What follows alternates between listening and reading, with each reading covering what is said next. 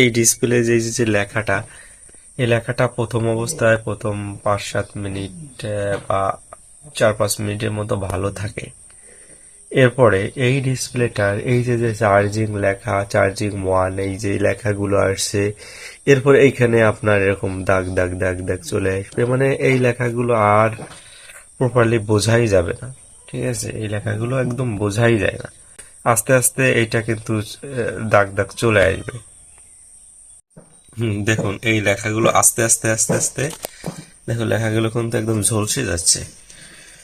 এইটা আপনাদের দেখানো যাচ্ছে না, প্রথম অবস্থায় দেখলেন ভালো ছিল, এটা কোনো একটা সময় যে এটা কিন্তু ঝলসে যাচ্ছে লেখাগুলো। তো যাদের আইপিএস এ এই ধরনের সমস্যা রয়েছে, তারা কিভাবে ঠিক করবেন, আমি দেখুন এখানে এই যে এখন অবধি কিন্তু এই যে নাম্বার টাম্বার দু একটা দেখা যাচ্ছে, এই যে 017113 এরকম কিছু দেখা যাচ্ছে।